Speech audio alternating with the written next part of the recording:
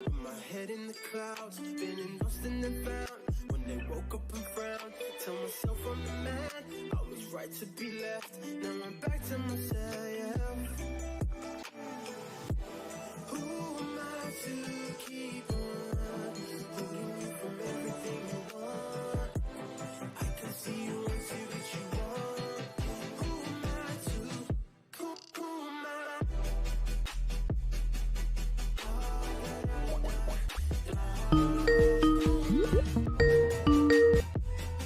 Hi, Larry.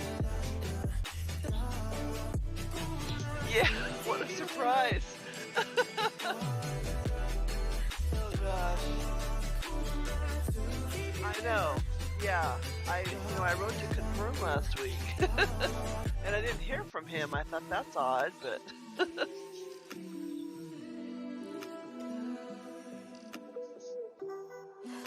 Exactly.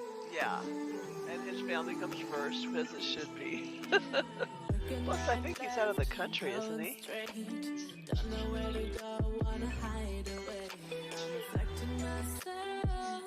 Oh, okay. I thought he's been out of the country. So we're streaming so they can hear us, right?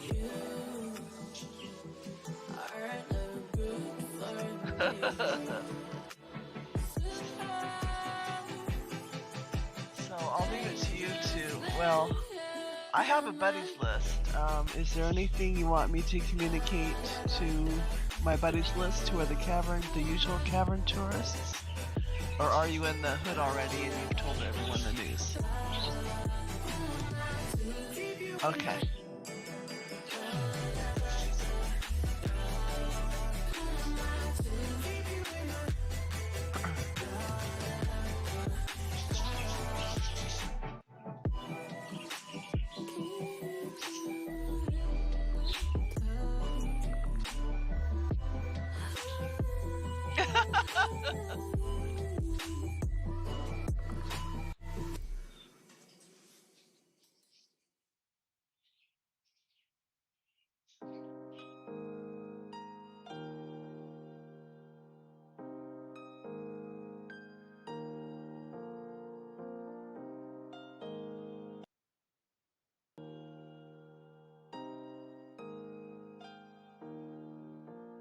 Day one, here I am on my own without you, wishing that didn't go.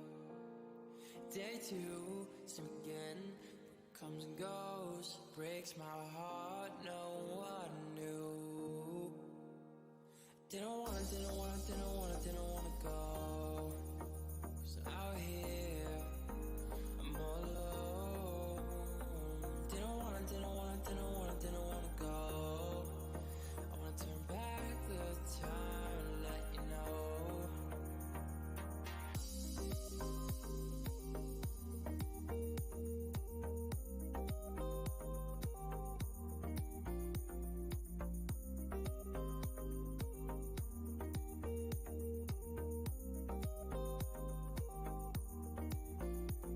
Cause I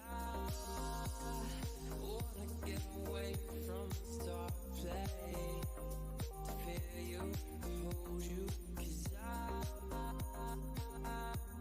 wanna get away from this dark place to kiss you, console you.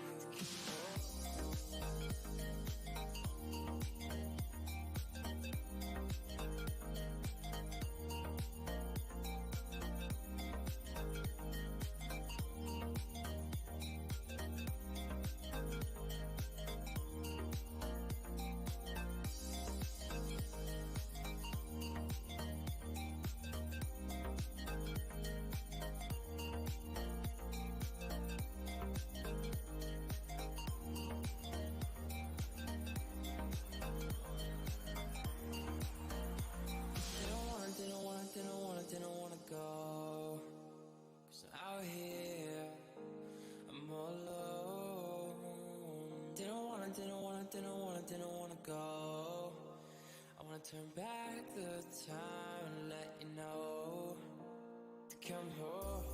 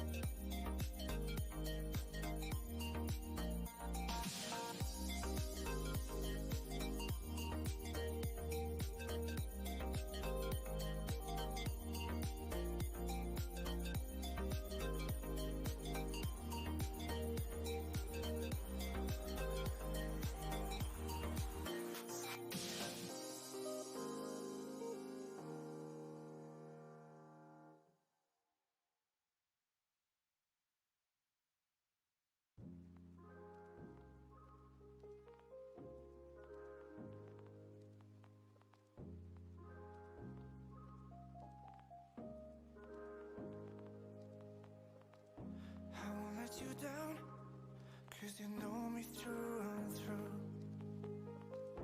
When you were around, I see the stars come out for you. If we gon' set this fire, we gonna do it right, yeah. We keep it burning higher. We're gonna light this whole place up. And you know, when I'm with you, I am alive, alive. You make me feel you all the night, tonight.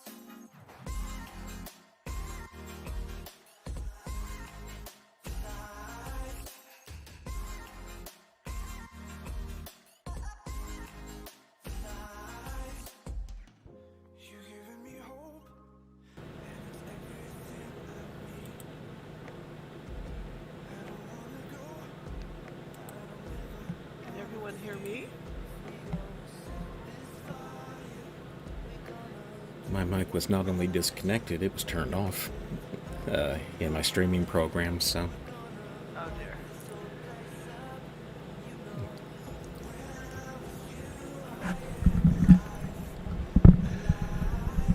Okay, can everyone hear me now?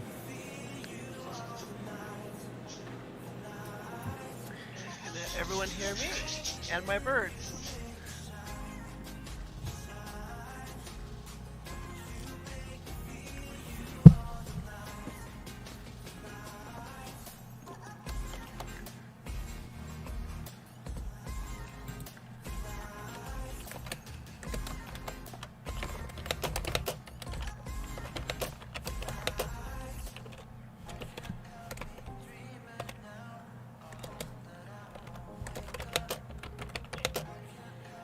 Is that better for me?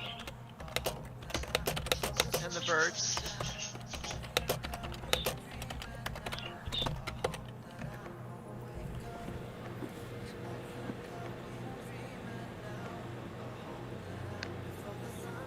Let me turn mine up.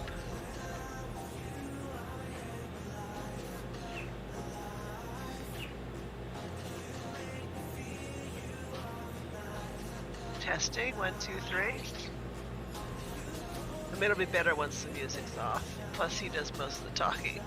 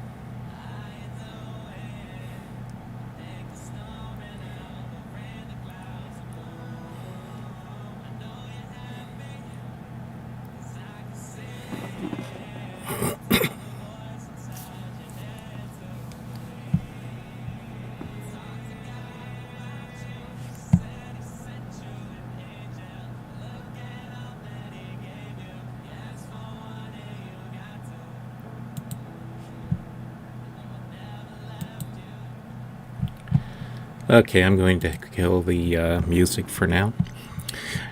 Now, we have a bit of news this morning or evening or whatever it is where you ever may be. Just earlier, a few hours ago, Murphak contacted us and let us know that he had to back out of the tour this month because his parents dropped in for an unexpected visit. That means that the tour that we had planned is out the window because without him, the best we'd be able to do is to fake a slideshow. And rather than do that, we're going to reschedule what we were going to do today for next month. Now, that said, I've got a couple different directions that I can go to keep this from being a waste of your time for all having gathered. The first thing that I have planned is that I can give you a little talk about Yeesha that I have lined up, but which doesn't fit into the regular tour schedule. And then we can also take requests as to things that you'd like to learn about.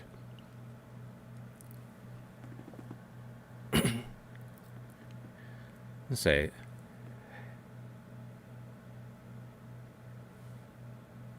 so do we have any comments about that or questions? Serene is not one that I can do because that game is extremely limited as far as my ability to show it to you.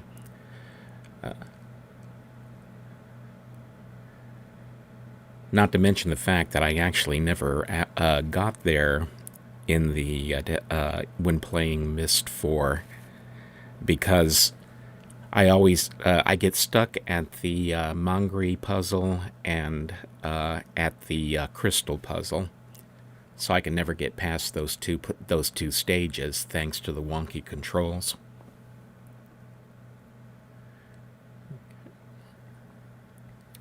Okay, then that's what we'll do. Now, let's see where... Here we go. So everyone have a seat since we're not going anywhere, and we'll get started with this. The first thing that you need to know is that what I'm telling you is what I know and the opinions that I have. You should never take this as gospel, just as my best guess based on what's been written. The first thing is that, let me, excuse me, looking at the stream window for a moment, let me blank out the game just for a moment. The stream background this month is from a place called Vika, or Vika, which I know absolutely nothing about except that it's part of Cyan's Uru concept art. So if I have yet to find anything that's been said or written about this particular age.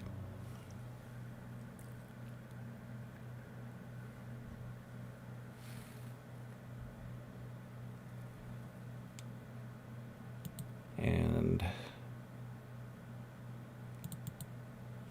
what I am doing at the moment now is going to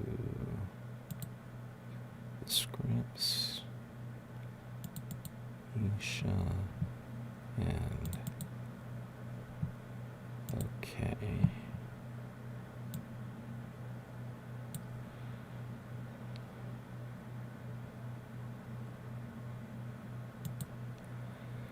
Okay.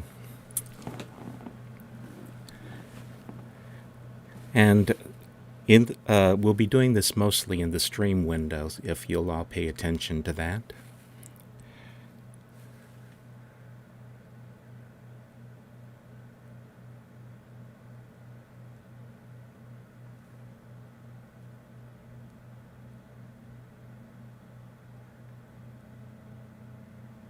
Okay. Anyway, so what we have now is a picture of Yeesha and her mother, Catherine, sometime within the first year of Yeesha's life, I think. Yeesha was born in Tomana in the year 1815, and she was raised there by her parents, Atris and Catherine. Her name, Yeesha, is the Dene word for laughter, although the name also exists on the surface world as well. On the surface, Yeesha is a girl's name of Arabic origin and means alive and well. It's an alternative form of Lisha, which in turn is a form of Aisha. Yeesha only knew about her grandmother Anna through tales and pictures. This particular picture that I have up is a photograph of them that Atris had in his office in Tomana. From that same time frame, let's get another picture. That picture's from Myst 3, isn't it? It's on Atris's desk. That's correct.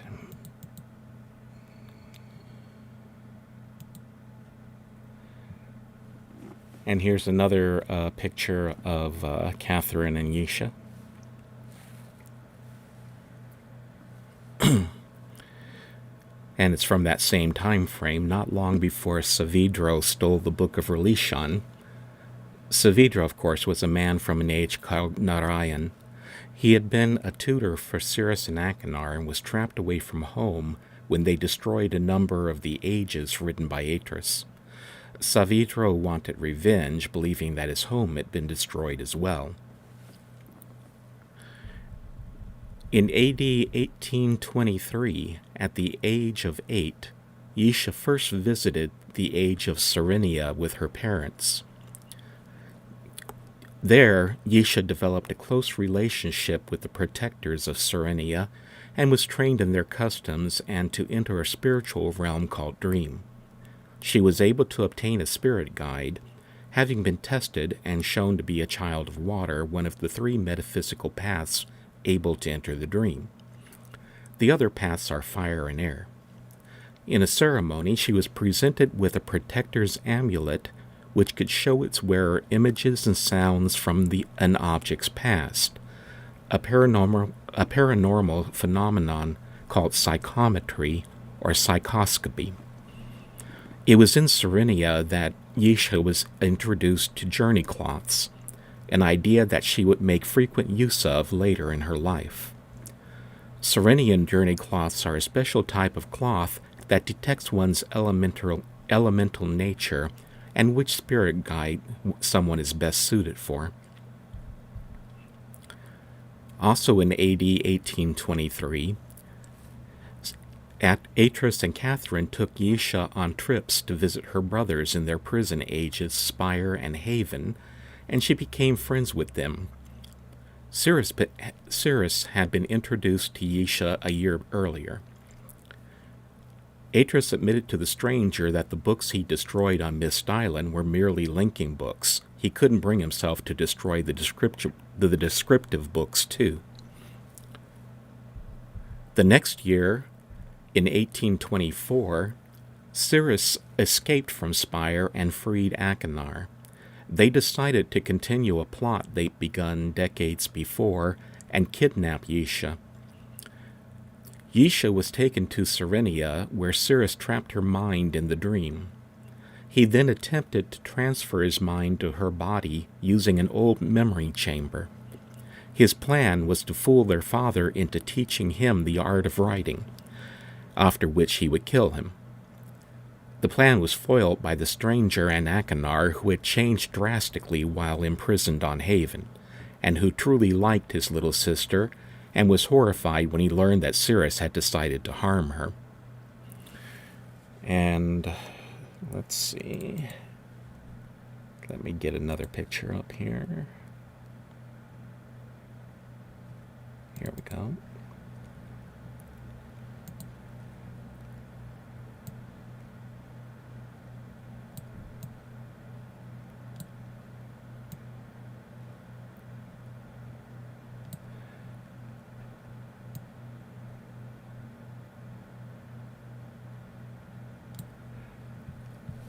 And here we have a picture of Yeesha from the time when Cirrus and Achenar escaped. At Achenar's urging, the stranger began the process to restore everyone's proper memories. However, Yeesha's consciousness was still trapped in dream, and the stranger had to enter that realm to finally free her from Cirrus' control. Yeesha returned to her body and was saved, but it was at the cost of Achenar's life. Her oldest brother, whom she had grown very close to, had sacrificed himself to delay the failure of the memory chamber Cirrus was using to take her body. This was the first of at least 2 traumatic events in her life. Cirrus had attacked her mind and dream to keep her disconnected from her body, and both he and her oldest brother died during the incident. She was never the same afterward.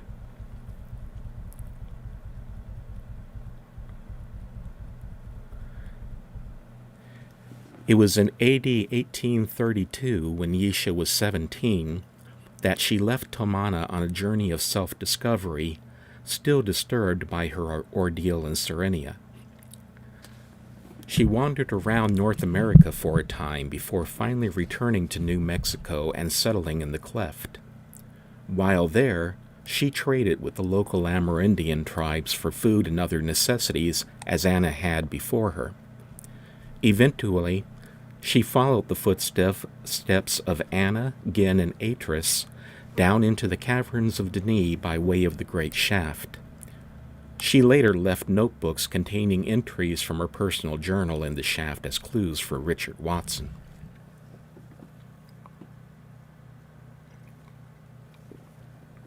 When Yeesha arrived in Denis, she found it deserted. Most of the Denis survivors had moved to Relishan before she was born. She mentions in her 8th journal that her only companions at that time were 2 animals, a cinnabar and a treadfish, and she drew sketches of them while she was there, which I will show you.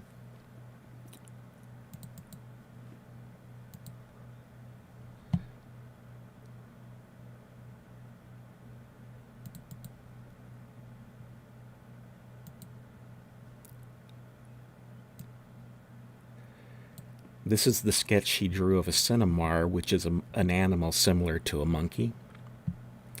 Presumably, it had gotten into the caverns because the Denis were in the habit of finding cute animals in various ages and importing them to Denis as pets. And presumably, this one survived. This one's ancestors survived the fall of Denis and became wild in the cavern. The treadfish that she was talking about is a giant fish that is native to Earth.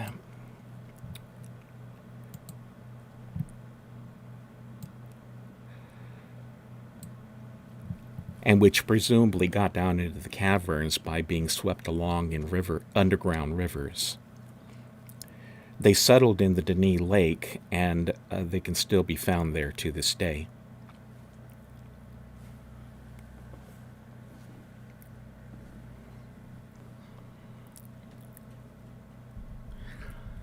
While exploring Agra Island, she was in the Great Library and was surprised when she spotted an old man on the floor beneath her. At first she thought she was delusional, but the man turned out to be real. His name was Callum, a Dene master of the Guild of Riders who had returned to the cavern when Atreus had gathered up the survivors of the fall. He had remained behind to conduct research when the other Dene left for Elishan. Both were very lonely, and they soon became friends. Callum picked up teaching her the art from where Atreus had left off, and it was a windfall for Yeesha. Callum was a trained master of the art, whereas Atreus and Catherine had learned the basics from Gin, who was not good at it, and had refined their techniques by trial and error. At first, he was angered and frustrated by the novel and heretical approach to writing she'd learned from her parents, and they argued frequently. However, he began to see value in her style, and she inspired him to look beyond the ancient and strict rules of writing that had been handed down from Garterne. Yeesha had by then read the words of the Watcher and knew of the prophecies of the Grower. When she began learning from Callum, she was astounded by his talent and the skill he possessed. She wrote in her journal that his abilities were breathtaking to her, as he had mastered the thousands of years of Dene development of the art. Over time, she began to believe that he might be the Grower she'd read about in words. However, as they began to learn from each other rather than just she from him, he eventually told her that he thought she was the Grower. Her apprenticeship came to an abrupt end when another Dene writer found out what they were doing, and seems to have begun screaming abuse at Yeesha for her ideas. Callum attempted to protect her and was murdered for it. This triggered a battle between Yeesha and that man. The true nature of the fight is unknown, but it ended when she managed to defeat him.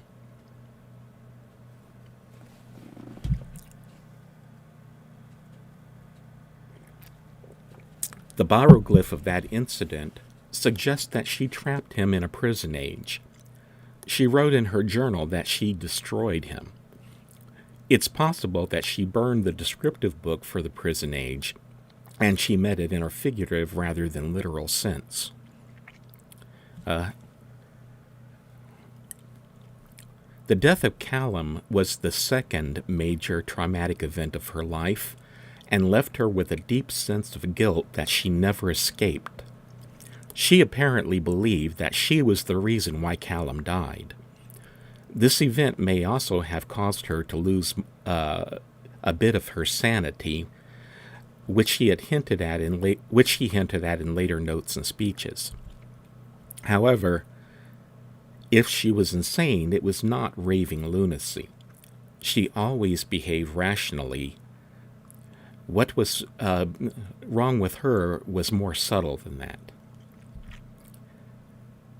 It was after the death of Callum that she became disenchanted with Dene culture. Where she'd been reasonably objective about it before the event, afterward she began to hate everything Dene and slanted information she planted in ages about Dene society. She made it sound as if the Dene had been entirely corrupt and evil. She took a number of true stories, presented them out of context, and implied that they represented the common Dene way of life, rather than the normal, occasional flaws that can be found in any civilization. If you examine her words closely, it's easy to see that she was largely projecting her own perceived faults onto the Dene as a whole. There are several theories as to whom the Dene murderer might have been, and he's often referred to as Evil Book because the Baro drew a large linking book symbol over his head and used red colors in his depiction. One idea is that he may have been Master Kadish. Yeesha's notes mention that she saved his life by somehow traveling into the past and rescuing him from his vault before he died. The theory has it that she brought him forward to the time of her training, and he was the one who killed Callum. I don't believe that particular theory myself. Because I see major flaws in it. Yeesha mentions in her 9th journal that her training in the Baro version of the art, which permitted time travel, came after Callum was dead. Therefore, to me, it doesn't make any sense that she would have mastered Baro linking and then brought Cage forward into her own past just so he could murder her mentor. It was during her time with Callum that Yeesha discovered the Baro and of the sacred tablet that bound them. Baro seemed to have been watching her for some time, and after Callum died, it appears that they contacted her and offered comfort and assistance to her as she grieved. During this period, she began to learn their methods, gaining new abilities by means of the Baro art. As she learned, her skill grew far beyond what the Denis or her parents could do. If she could truly be said to have lost her sanity, then it showed during that time in her life as a form of monomania. Yeesha took freeing the Baro from their servitude to Denis as her new and seemingly only purpose in life. Something that should be mentioned is that the bondage of the Baro is a topic about which we have very little information. Virtually everything we know about it came from the words of Yeesha. The only hint of it in the DRC notebooks is found in one about Denis' social classes, where a class so low that it was considered less than even the poorest. The passage in the notebook reads, quote-unquote, sub-low, reference to the least, an undefined subclass, are found on rare occasions, not enough data to elucidate. Whether or not that notebook entry refers to the Baro or to an untouchable class of Denis citizens is never said, and no other notebooks speak of them. None of the notebooks mention the Baro at all. As far as can be told from the records, the majority of the Denis had no idea that the Baro even existed. One thing that is said in the records is that slavery was illegal in Denis, and when discovered was punished severely. Thus, the nature of the Baro bondage is uncertain. How were they bound? Why were they bound? And who they obeyed is all a mystery. What is certain is that Yeesha's claim that they were imprisoned, hunted, and used to make Denis life pleasant and to entertain them has no evidence to back it up. We only have her word for it. After learning from the Baro, she believed that she was ready to take on the quest for the tablet that was somehow the key to the bondage. Having grown arrogant due to her talents and abilities, and something to be noted is that while she was arrogant, it was an arrogance due of exceptional ability and the knowledge that she had exceptional ability. It was not something that was unfounded.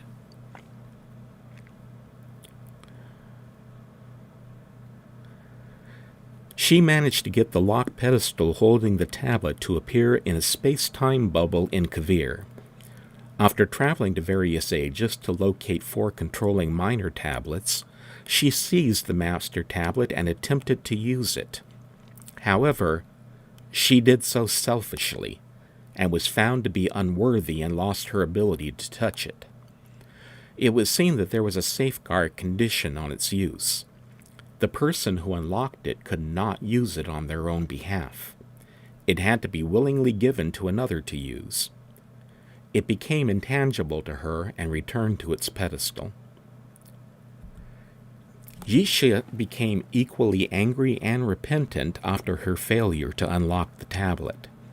It taught her in no uncertain terms that she was not as great as she'd come to believe. Even as she raged about it, one day, on others she took the loss more humbly. This is reflected in one of the speeches she recorded to be played in a Baro cave in the ceiling of the Rudina Cavern. But even in this moment of brutal honesty, she had to throw in the claim that the Denis shared her failings on a grander scale. And hang on just 1 second, and I'll play that quote for you. Okay, here we go.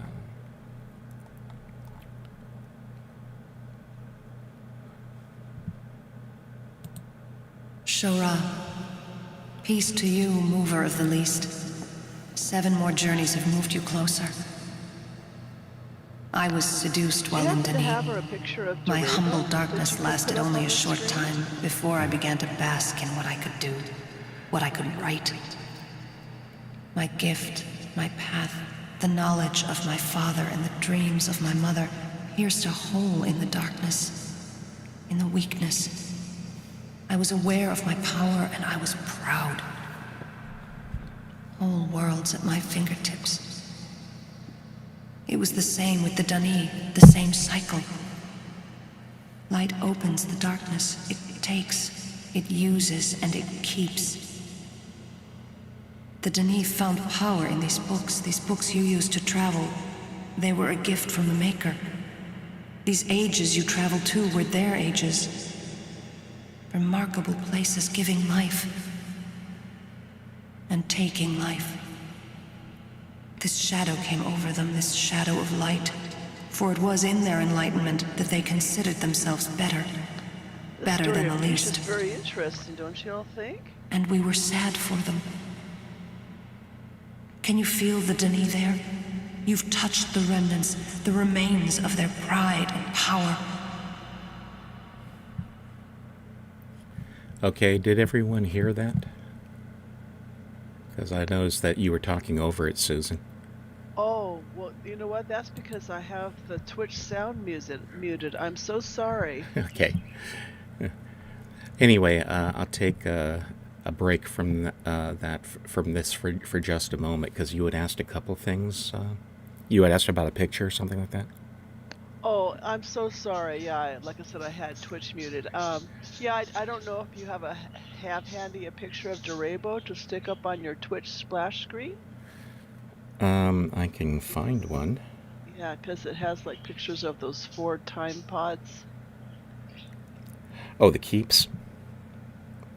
Yeah, the keeps. How quickly I forget. Let's see. If I browse... okay. That would be the Garden Ages that I had that in. Let's see, do I have a picture of Durabo here?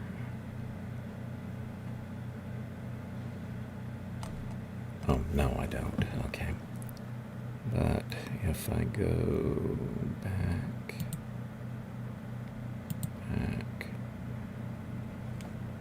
Actually, cancel that, and that, and take the charred finish off. Now if I go to the background here, browse, and then Durabo, there you are.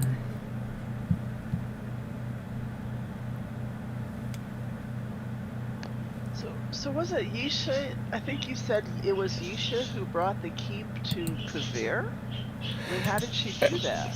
I'm not sure if she managed to get the, if it was something that she got the Baro to do for her, because she never said. But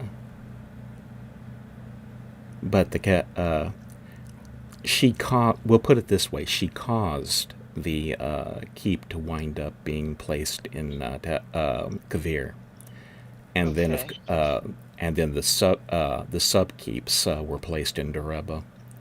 Okay. Okay, actually that's not in the concept art, so I don't. Hang on just a minute. Maybe I have it in.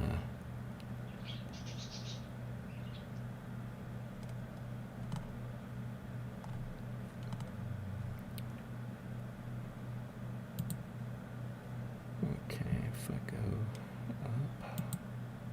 Okay, where the D's. There we go, Durabo. Here we go.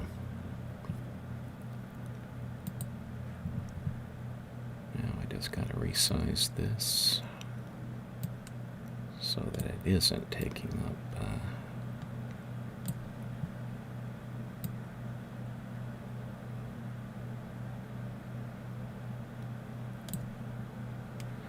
okay, there's one of the keeps that was in Durabo. Oh, cool. May I ask another quick question? Mm-hmm. As we enter through the caldera and we end up in Cavern, there's a bunch of Barrow that appear. Appear and disappear. Are those the ones that were previously freed by explorers? Yes. Whenever a Barrow was freed, it was drawn to the cleft and would disappear into the volcano caldera and would make its way down. And they hung around several places. The shaft was one of them. So was Cavern.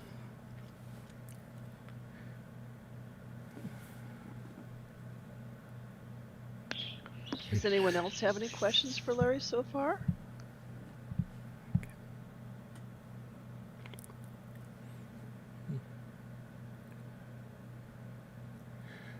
Caver 1. If you... here, let me go here to my copy of the Twitch stream. Okay. If you put your mouse on top of the Twitch window, or the stream window in Twitch, an icon that looks like a gear will pop up at the bottom. You click on that, and then I believe you click on Advanced, and you turn off the low latency setting. It's a slider. And that should help with the stream.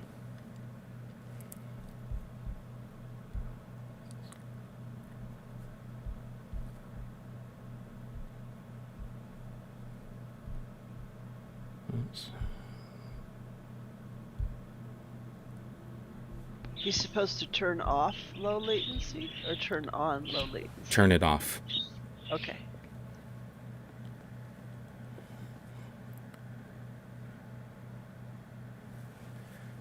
Okay, anyway. Then there's a couple questions for you in Moola. Sorry about Go ahead and ask them, please. Oh, a Spatial K asked, were the Barrow imprisoned? The Barrow could not be imprisoned. They could link at will. So that so the idea that the Barrow were ever actually kept caged up someplace, the way Yeesha said that they were in both or in Teledon. You can't keep somebody there that can just link to another age whenever they feel like it. But Escher had a cage up in his dome-like structure on Noloben. But there was a reason why. He kept one Barrow there at a time, and it was to experiment on, so he had them sedated. And then, of course, the one that he did the worst damage to, the one that became known as the Twisted Barrow, he flayed the skin off of that had the tattoos that allowed the Barrow to link, and that's what he wore over his own shoulder. And I think maybe they couldn't get out of that Noloben dome because of the S pattern. The S pattern wasn't a way of keeping them in, it was a way of keeping them out. It was a warning that the snakes were there, and that the Barrow had a deathly fear of those snakes for some reason. But as far as, but see, at the end of though Myst 3, we're supposed to free the Borrow, but in what sense? I mean, not a physical freedom. It's because they were bound to the tablets. Is that the type of freedom? I'm. That's not stated. It's as good as guess as any. But the thing is that it unlinked them from the whatever it is that was binding them, which presumably was some sort of a vow to the tablet or something like that. So but again, there's very little information as to the nature of the bondage. So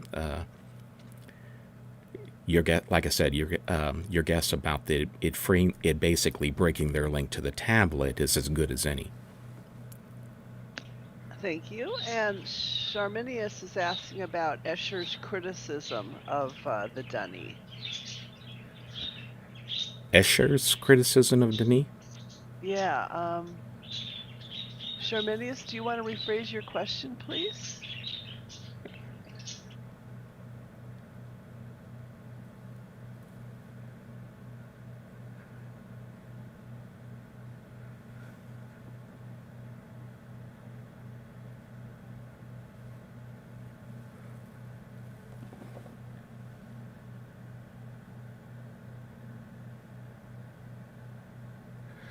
Escher doesn't really boast about. Oh, excuse me. I see. You're saying that. Yeah, Escher is not a person that you should take as being representative of the Denis. He is one of the Denis who were part of a minor cult which believed that the Denis created worlds when they wrote Ages, and therefore were superior to everyone else in creation, and had every right to rule the lower species. And he was another one who wanted to be the grower, just like many others, and was basically stopped at nothing in order to try and gain the power to be that.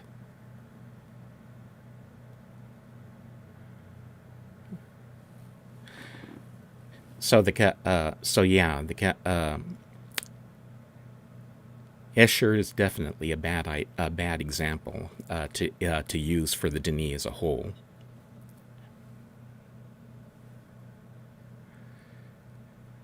Jamie Marchant, I see, asks, how did they enslave the Barrow? That's another question which has not been answered. I've asked Richard Watson if there was anything else he could tell me about the Barrow, but he said that that's privileged information they're keeping under lock and key on the off chance that they ever go back and re-explore the story. So, unfortunately, the knowledge about how the Barrow came to be in the situation that they are is, that information is very, very thin and hard to find.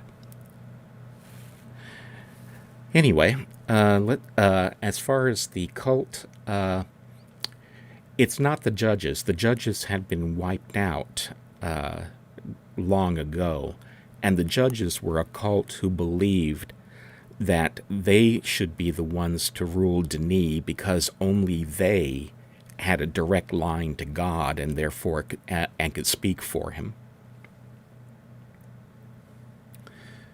In any case, let's go ahead and get back to the lecture. So, Yeesha went on the quest to gain control of the tablet, which apparently was the key to the bondage of the Barrow, and she failed. After her failure, the quest to control the tablet became known to a Denis survivor named Escher, who also believed that he was the grower. He also tried to control the tablet and feigned to gain mastery of it. Yeesha and Escher both mentioned that many people had tried the quest with equally poor results, although it's not said whether those people preceded or followed them. Unable to use the tablet again, Yeesha created a plan in which individual Baro would draw people to the cavern as a vehicle for their liberation. To this end, she gathered a number of Dene descriptive books and modified them, and had her Baro followers place special journey cloths and linking stones into them, along with a number of pictographs and carvings. Her plan was semi-successful. Each person who completed her Path of the Hand quest set an individual Baro free from its slavery. However, this was not enough. Not everyone who was called responded, and not all who responded completed the quest she created. She became enraged by the length of time it was taking for the Baro as a whole to be released. A second chance for Yeesha came in 2005, when Dr. Richard A. Watson, who had finally decided to follow her footsteps in an effort to truly understand Dene, went after the Master Tablet. Having finally learned to distrust her own motives, Yeesha gave him no help besides a cryptic initial speech and some notebooks and recordings scattered in the great shaft. When he succeeded in completing the quest and gave the tablet to the Baro, Yeesha considered her burden lifted. She went to Relishan, where she was reunited with her father, Atris. As of 2007, she was still alive and working with the freed Baro. Now, the one thing that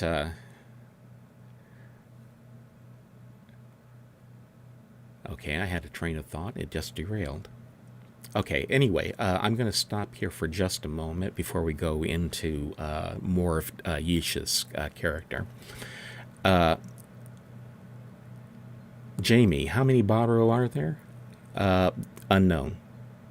Say the cat.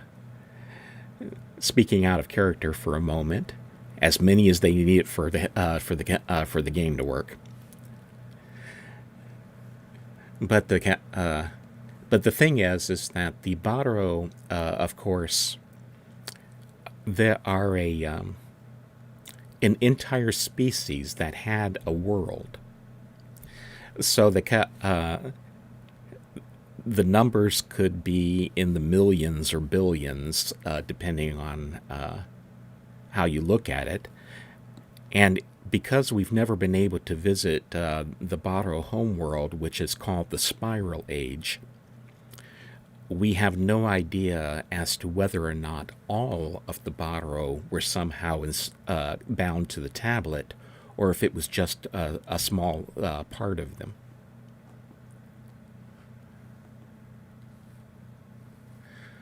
Okay, and any other questions before I continue? And how does the Baro get here from the Spiral Age? They link. But it was their decision to come here, to Earth? Again, you're asking questions about the Baro history, which we know nothing about. Oh. I think I've said that a dozen times so far. Sorry. Well, you know everything else. The Spiral Age is definitely canon, Shiloh. As a matter of fact, let me go ahead and bring up a picture of that while I'm thinking about it. Let's see, where's the background? There we go. So if we browse upward,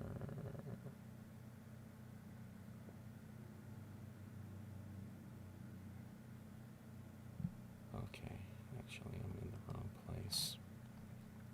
So Myst files, Myst, there you are.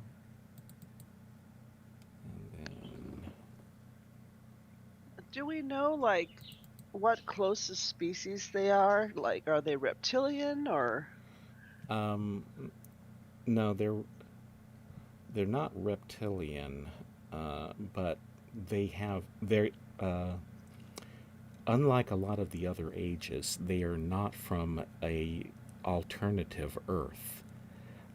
They are unrelated to earthly species. Okay. Now, where on earth is that?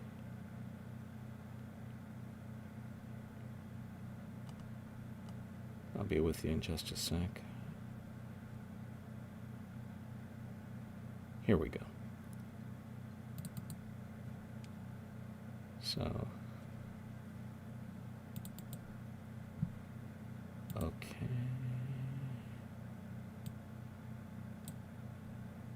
And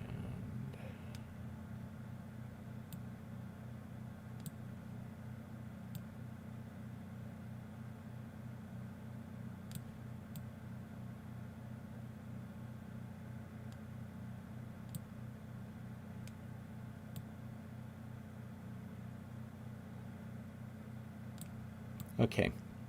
I've just put up a picture of on the stream of the spiral age, and you can see a Barrow flying in the sky here. See, the thing about that is that the Barrow have 6 functional limbs, which is not a trait for vertebrate creatures on Earth. Therefore, they are not related to anything earthly. Can all the Barrow fly? Yes. They have wings, which they keep folded up on their back, so that you don't normally you don't see them.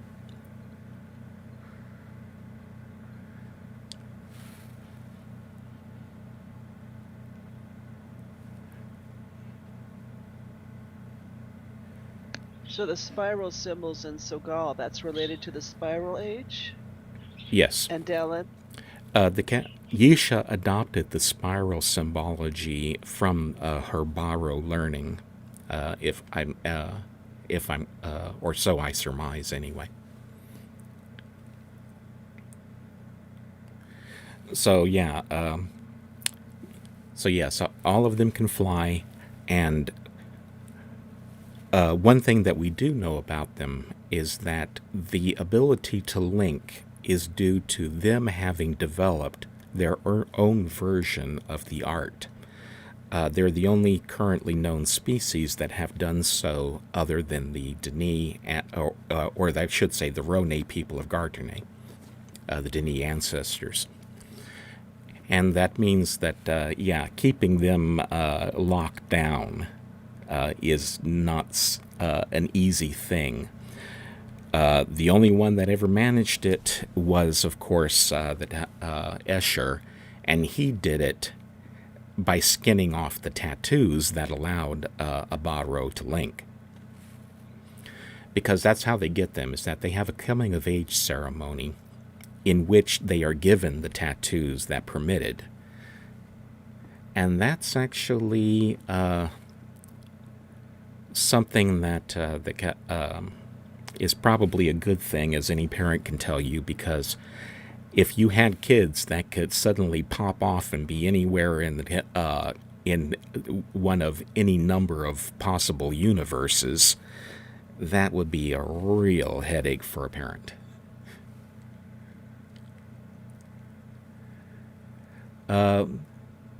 Jamie was asking if Richard Watson's mother is here today. She was unfortunately hit by a stomach flu or something similar to that that's going around Seattle at the moment, and therefore wasn't sure she was going to be able to make it.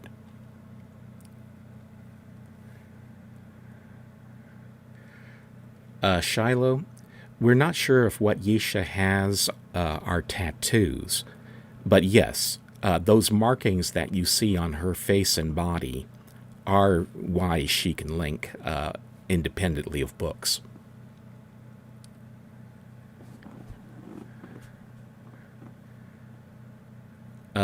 Ethan was asked me if there are any pictures of the tattoos the Barrow have. There might be, but I haven't found them because they're really hard to make out on the Barrow skin. I believe somebody tried taking photographs of them before, but I don't. That was a long time ago, and I don't know what became of the photographs. Anyway, better get back to the story, because this is going on a lot longer than I had actually anticipated this one section taking. Okay, anyway, but talking about linking, let's go. The next section is about Yeesha's abilities. Other than the abilities that Yeesha gained by her interest in Serenian culture, such as being able to enter dream and re-experiencing memories, Yeesha also showed great talent in the art. She studied under her father and mother until she was 17, and then left Tomana. After learning from Callum and the Barrow, Yeesha has known to have altered linking books in ways that defied traditional linking technology. For example, she wrote linking books that linked users to other places in the same age, which was Relto. She was also able to alter many of the ages explorers can currently link to by adding portals, puzzles, linking books, Barrow stones, and her monogram to them. That was something that the Dini could not do, because altering a linking book using their skill would result in either the link being switched to a completely different instance of that world, or by the link being lost entirely. She also learned to use the Barrow ability to link wherever she wished without books, and to create and manipulate objects and conditions within ages. It has been theorized that this ability is related to the facial markings she is seen with in recordings. And let's see. Those I do have pictures of. Okay, so let's see. Here we go.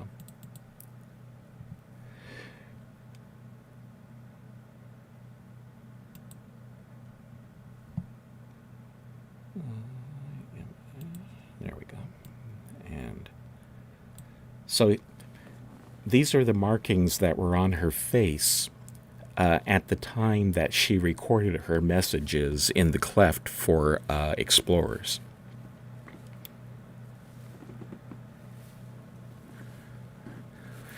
However, we know that that isn't a tattoo, because later on she changes it.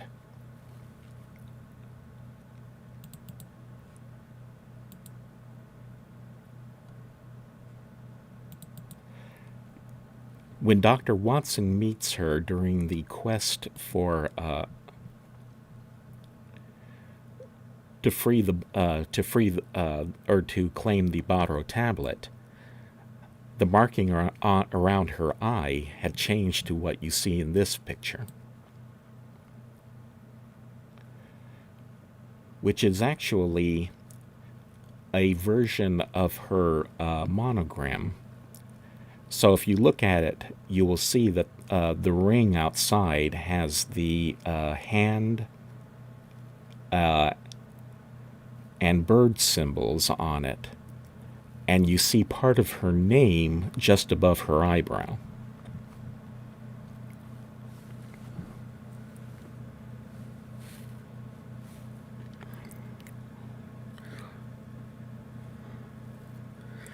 Yeesha had shaved her parts of her hair for this first set of markings, but let it grow back out by the time of the second picture. She'd also gone partially gray by that time.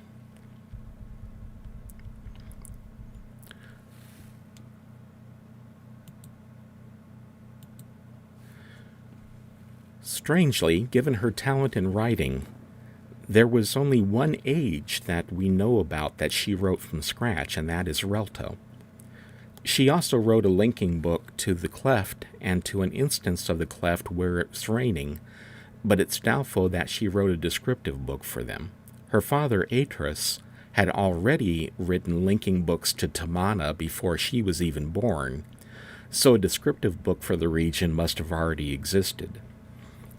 Most of Yeesha's known work involves her ability to alter existing ages seemingly at will, a feat that the Denis would have struggled to accomplish, and which was prohibited under normal circumstances. Of course, given the multitude of personal instances of ages in Explorer hands, it's quite possible that's exactly what she did with the cleft.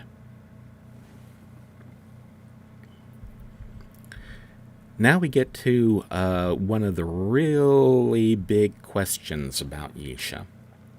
Was Yeesha the grower? This is a fairly confused issue. First off, it should be said that prophecies, especially popular prophecies, are often empty. It is wise to be skeptical of anyone who claims to see the future. Words, the book of prophecy written by the Watcher, is especially suspect because many people wanted to be the grower mentioned in his text. Those people used the art to mimic the signs mentioned in words to try and prove that they were the person the Watcher foretold. Kadish was the last full-blooded Denis to try, and Yeesha knew of him and admired his efforts.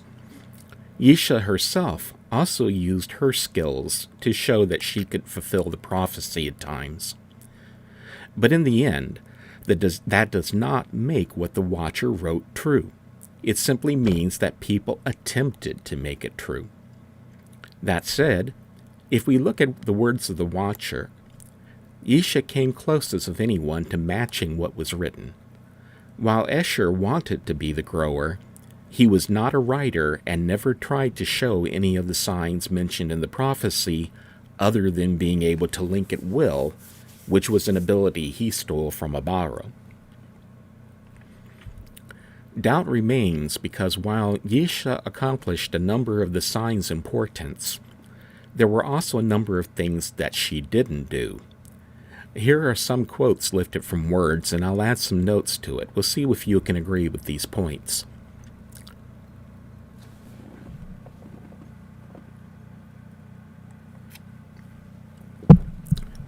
The first quote, "The door lies at the end of the path.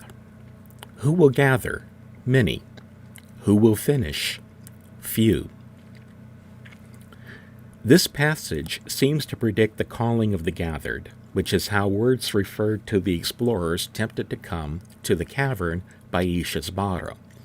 It would seem that not very many of the gathered were expected to complete the quests according to the words.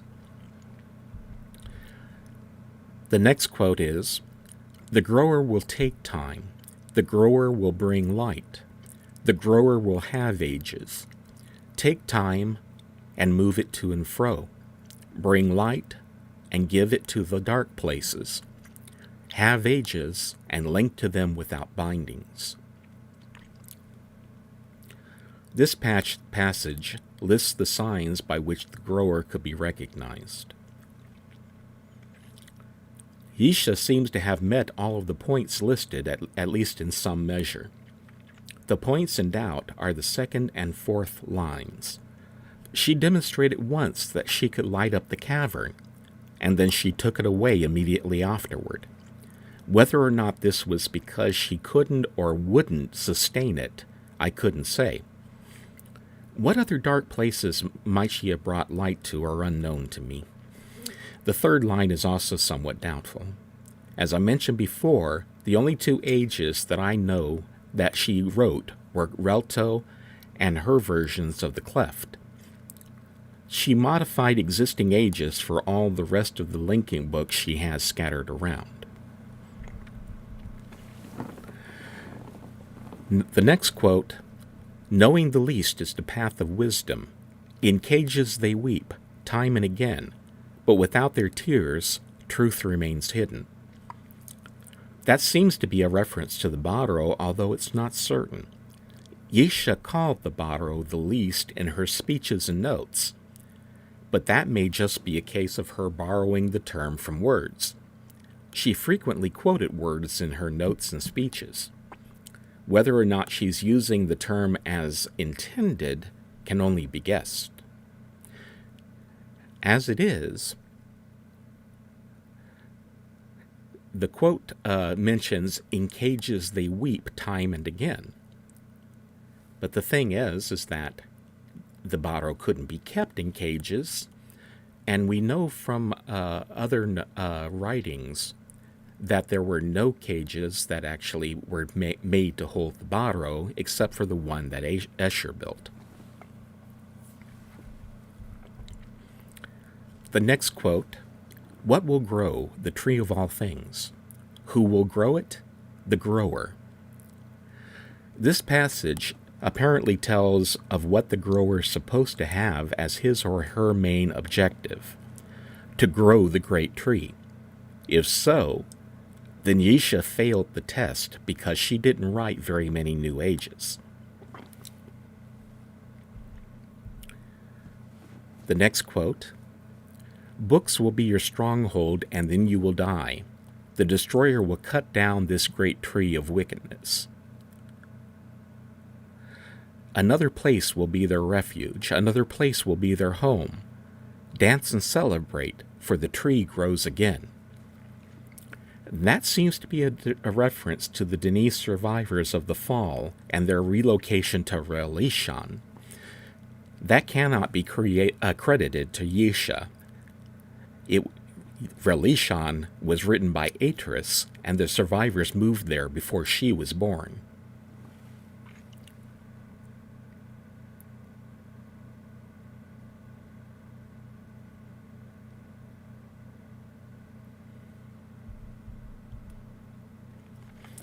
The next quote, "When the tree dies, there will be a new one.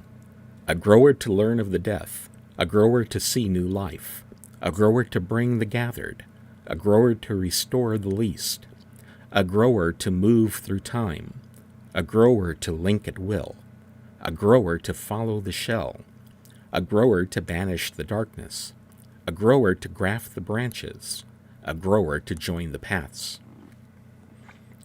Again, we have mixed results. Yeesha accomplished several of these signs, but failed miserably in others. Yeesha did not see new life. She left Denis to rot. She could not restore the least, if the least are indeed the Barro. That was what Dr. Watson did. Since we have no idea what the path of the shell the Watcher referred to was, there's no way of knowing if Yeesha completed that task. We only know of the one created by Kadish, and the last 3 points are either undecided or definite fails. Yeesha never made any attempt to graft branches or join paths. She left all of that to her father, who worked endlessly to find and unite the survivors of the fall of Denis.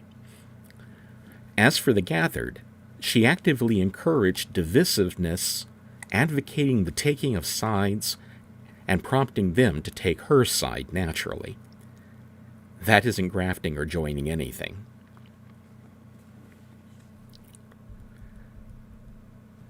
The next quote, "A desert bird knows where to wait and watch. A desert bird knows when the storm will come.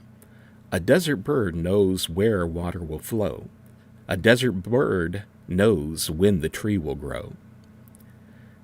Desert Bird was the nickname Atris and Catherine gave to Yeesha, and she honors it by wearing a Roadrunner emblem on her clothing. The doubt of this section comes from my lack of knowing whether or not Atris ever read Words of the Watcher, although it's likely he did, because he knew about the prophecy of the grower when Dr. Watson met him in Relishan.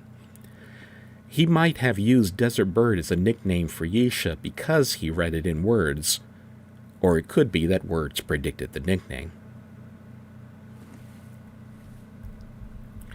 The next quote, "Learn from the least, for their burden is great. A bird from the desert will build a nest in the tree." Yeesha did learn a great deal of her near-miraculous techniques from the Barro, and lived in various places in Denis, so this would be 2 points in her favor. The next quote, "Do not fear the wound. It is a way of peace in a time of need. a place of patience, a place of stone. The gathered are known by their faces of stone. A place to fall, a place to be raised. The gathered will fall into the wound. And that appears to be a reference to the starfisher and the fact that the gathered would have encounters with it. And there are 2 more quotes to cover. The first is, "Do not put out the least, for they will save you. The gathered will tell of the path of the shell. The bound will know the path of the stone. Words are many, but action is what is desired. The gathered will find rest when the light comes." And that one seems to refer to at least 2 events that have not happened. The path of the stone is not one of the quests that Yeesha set before the gathered, and there has not been a time when the light came. If Yeesha was supposed to trigger either of those events, then this has to count against her. And finally, "Under the sun is the bringer of destruction. To the wound the bringer of pride returns. But the son of the sun will carry the burden, and his wife will face the storm. Give him a pen, and he will plan. Give her a pen, and she will dream. And a daughter will carry the burden of her father, and the daughter of the daughter will live in peace." This passage seems to refer to Anna, Gin, Atris, and Katrin in the first 4 lines. If so, the 7th line would be Yeesha, speaking of the daughter carrying the burden of her father. However, the last line would have to be a daughter of Yeesha's, and it's almost certain that she never had any children. Thus, that line is unfulfilled. The only thing that I can say in conclusion about her possibilities of being the grower is that it is certain that it is a complex and uncertain topic. So I'll leave it to you to decide whether or not she was the grower for yourself, but just be aware that there are many sides to the issue.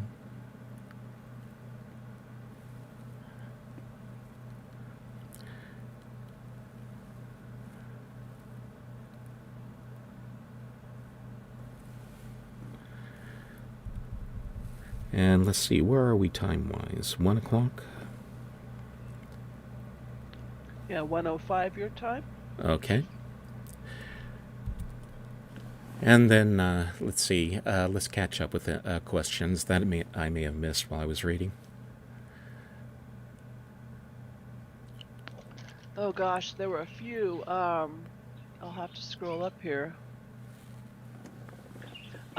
We're wondering why Myst Island deteriorated, and I commented that I think it's because Yeesha stopped visiting. Yes. And it just deteriorated due to neglect? Yes. Basically, it's been something like a couple of 100 years worth of wear and tear and decay, and that island does get swept by storms occasionally. Okay. Let's see. Even Ever was asking as to, or excuse me, not even. Let's see. Somebody was asking about how old Yeesha is now. Yeah, Jamie Marshall. Yeah, she was born in 1815. I can't do mental math that well, but you'd have. If you know that, you can do the math for yourself. 1850? 15. 1850. 1815.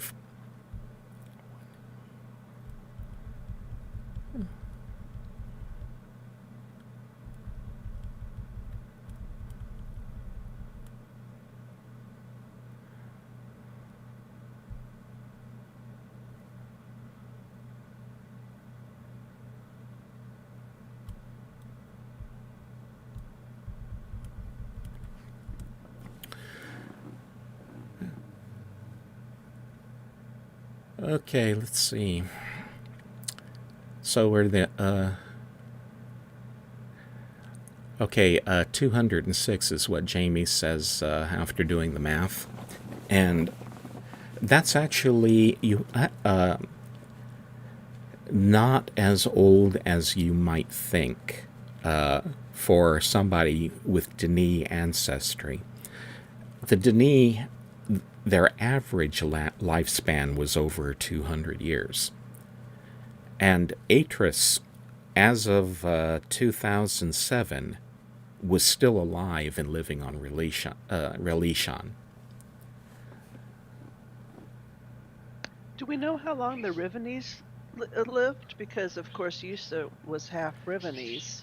No, we don't, but presumably they had a more normal human lifespan, probably no more than 70 to 80 years. We do know that Catherine, of course, was Rivenese, and she lived until, what was the, let's see, let me go back up to the top of my notes here. Because she was still alive when Yeesha set out on her journey of self-discovery, but died not long afterward. Let's see. Do we know what she died from? Presumably old age. 1832 is when Yeesha left Tomana, and Catherine was still alive at that point. I forget which year off the top of my head that Riven was set in, but it was actually only a few years before that.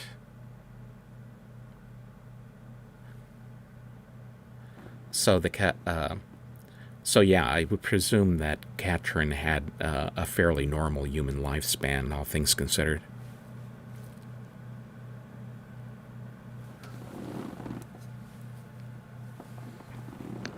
Do we know, that hologram technology in the cleft? That's something that Yeesha fashioned together, and what was it based on? Actually, that would have been something created by her father. It was not strictly Denis technology. First off, there were two presumed branches of Denis technology. The Denis themselves did not have three-dimensional projections. They had ways of projecting images directly into your eye, which is what happens with the key devices. Because if you look at a key device, have you ever noticed that you have this picture that appears to be floating in the air, but people around you looking at you just see you staring at your wrist? And that's because the camera on the key device is focusing the image directly on your retina. It's not hanging in the air in front of you. And then we know from we have the imagers, which do something somewhat similar, except that they project some sort of a screen out in front of themselves away from the actual emitters, and then project the image onto that, which is why you can see the things without actually standing in front of the camera. But we have yet to see anything in Denis technology that produces a three-dimensional image. Now, that takes us to the Ahmad. The Ahmad was the name used in the books for a technologically advanced people that lived on the surface. And the theories about them are that they were actually descendants of Denis citizens who had left the cavern for the surface right after the Denis people arrived on Earth. See, there's a story that one of the first projects that they had when they arrived was to build air shafts to the surface to bring in fresh air so that they didn't choke themselves out from stale air after a certain, after a few years. So, and while theoretically, after they built those and concealed them, they basically sealed off the way to get up there, to follow them up. Although there may have been some sort of maintenance passage or some such. But the thing is that it's said that several of the workers who had built those air shafts disappeared and were never seen again. And so the theory is that the Ahmad are the descendants of those Dani who disappeared after building the air shafts. And the Ahmad people did have 3D technology, or hologram technology, but they did it by building cages that looked like spheres and they had bars, circular bars that would go in a circle around where the image was projected. And come to think of it, I should have a picture of that. Let me make sure.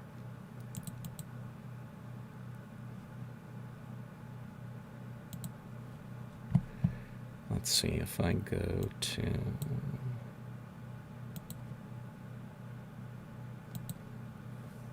Riven, where are you, Riven? Here we go.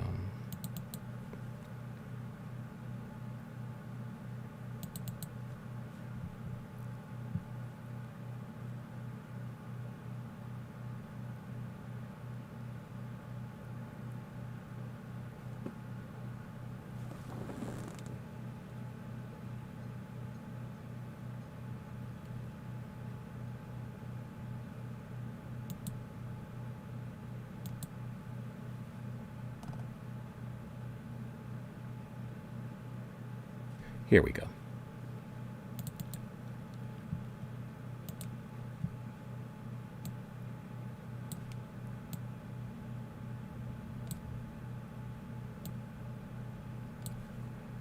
Okay, I'm putting a picture up right now of one of the Ahmad imaging devices.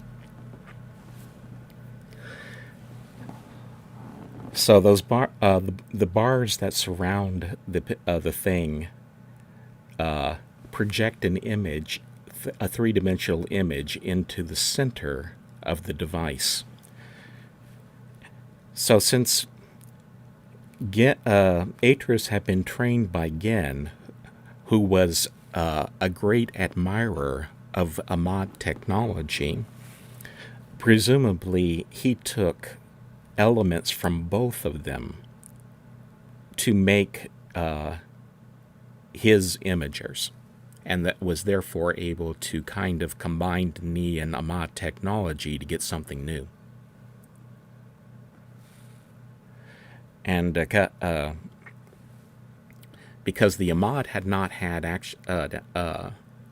3D technology that could project an image except inside that circular cage, and the Dani didn't have anything that could actually produce a 3D image at all, that I know about anyway. Yeah, I noticed it looks like that device has like a hand crank on it. Yes, that's to provide electricity. It's a generator.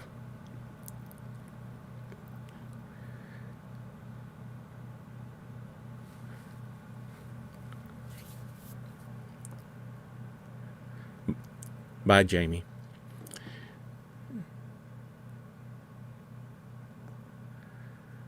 Okay, anyway, let's see. So, let's see, any other questions? I don't see any. Okay. And, now, one more thing I wanted to cover.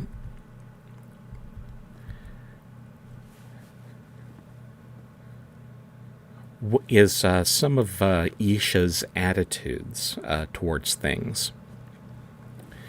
To give you an example, I mentioned earlier that after the death of Callum, any objectivity that Yeesha had about the Denis people kind of went out the window, and she became rather acidic about her opinions of them. This is reflected in one of the recordings that she wrote, that she left in the Great Shaft. Oh! How could this be? On their backs, this fallen empire was built. What hypocrisy. Such abuse of power. I think they even deluded themselves into believing their own lies. Okay, that one's not playing. Hang on, I should be able to get another copy of it. Cavern Tours.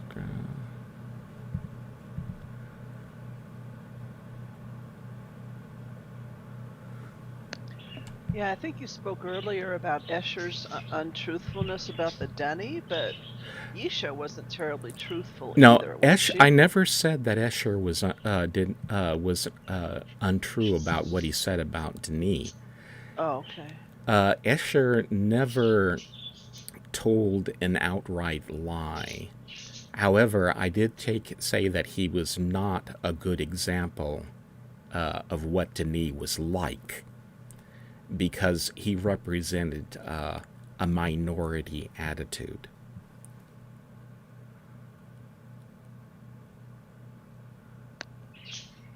And Ethan is asking if you wanted to comment on Yeesha's last visit in Cavern with each of us explorers. I'm assuming he's referring to our decisions about the tablet. Is that right, Ethan?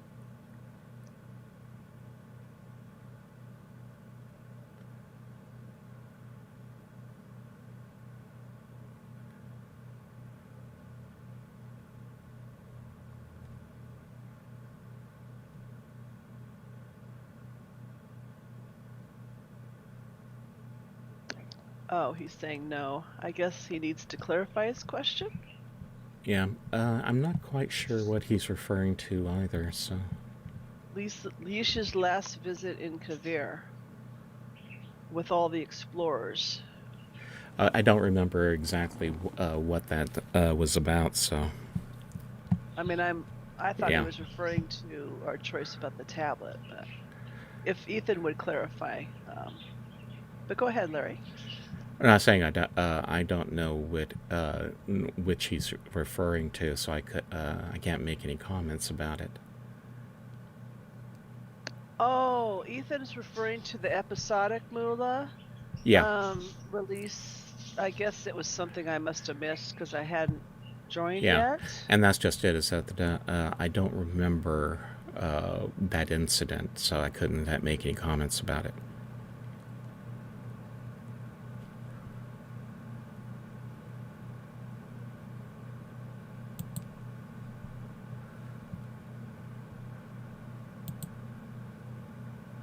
One thing I've always been confused about is at the end of, I think, Myst 5, she brightens up the cavern, but the cavern we're in is dark. That's so what I had mentioned that earlier, that she had bright. Yeah, she lit up the cavern very briefly, but then it went away. Oh, so okay, whether or not she did so for her own reasons or because she couldn't sustain it is an unanswered question. Okay.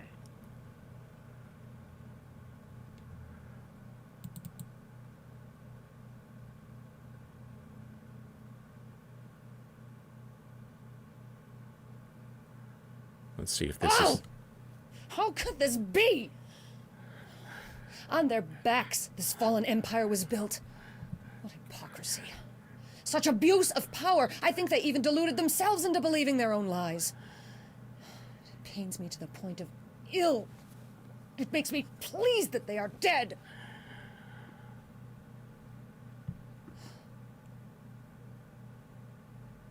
What hate is in me? That was what Yeesha said about the Denis in one of her imagers speeches. And again, if you've read anything at all about the Denis people in the notebooks or any of the other sources, it's very much a case of her attitude towards them affecting how she thought about them. And up until the death of Callum, she wasn't like that.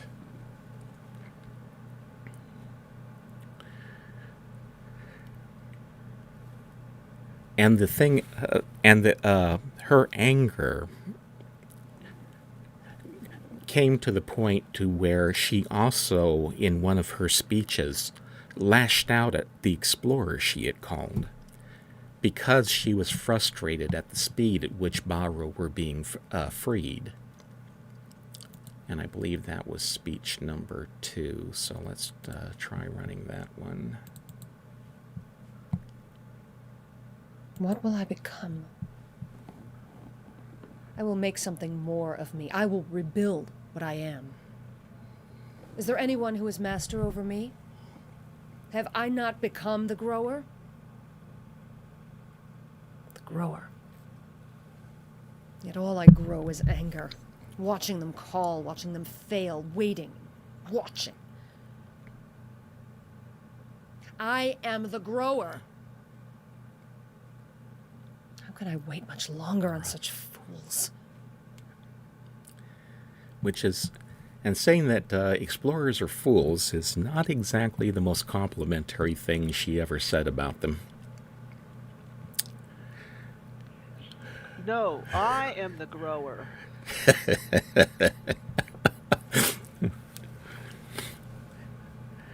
And then finally, Yeesha left a recording in the 4th Ettertomon about her perceived burdens. And one of the things is that in this, she's sort of admitting that a lot of what is going on with her was the fault of Atris basically piling all his problems on her shoulders.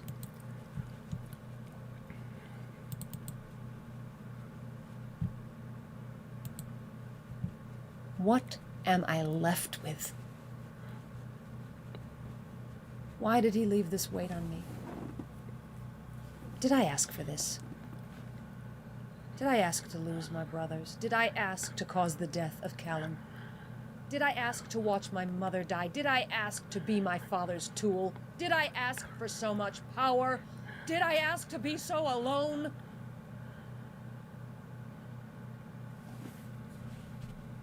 Father, I wish you could hold me.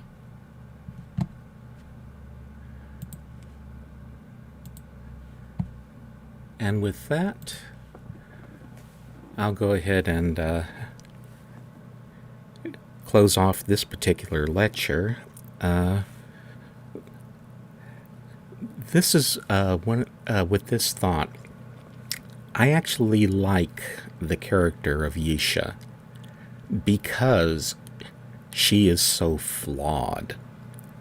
Yeesha started out as a bright, happy, intelligent, and cheerful child who loved her parents deeply and still did, long past the time when she left them. But she went through a number of tragic events during her life, and they definitely left their marks on her. She was never the same after her brothers died. She was never the same after the attack on her mind by one of her brothers. And she was never the same after a man that she grew to admire and respect and like was murdered in front of her eyes. The fact that she twisted the truth about the Baro and and tried to manipulate people into freeing them. I don't really blame her for it, because those were the tools that she had to work with, and so she did. But as to whether or not she was anything that people wanted her to be, whether or not she was who she wanted to be, those are all questions you'll have to answer for yourselves. And that will conclude today's tour, since we've only got a half hour left on the clock anyway. So there's not much point in going into anything else. Well, and didn't also Atris regret that he placed too much of a burden on Yeesha? Oh, very definitely. He apologized to her when they were finally reunited in Yeesha. But that's the thing, is that she was a woman who was given kind of a bad hand to play with, and then expected to save the world in a certain respect. So what she did was to focus on one thing that she thought she could save, which was the Barrow. And she basically devoted a significant part of her life to doing that. And like I said, it's the fact that she wasn't omnipotent that makes her interesting.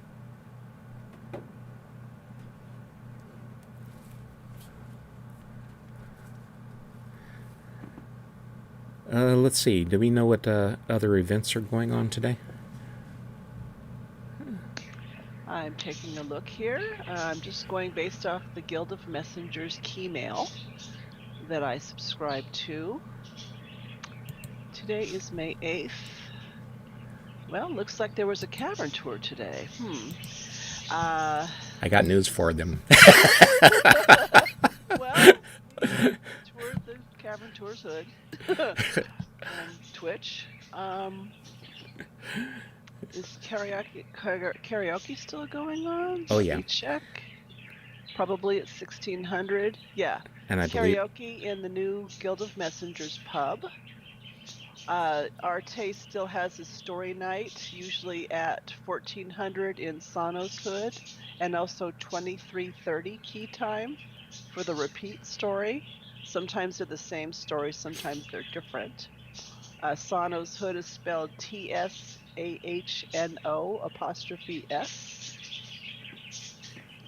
And that's all I see here. Okay, and thank you all for coming to the Cavern Tour that wasn't, or as I called it, Cavern Tour Lite, because this wasn't at all what we had planned for the day. But next month we'll have, we should, or excuse me, I'm sorry. Next month, Murphac will not be able to make it again, so we probably will not have a cavern tour, come to think of it. Well, actually, I think his email referred to he couldn't come next. Oh, next week. You're right. I'm sorry. So, yeah. We will have our regularly scheduled cavern tour next month. He was saying that he wouldn't be able to do it again this month. Yeah. Well, let's all give Larry a big hand, okay? Hopefully that went well, for considering I winged the whole thing. No, you did an excellent job. It was actually fascinating. I learned a lot.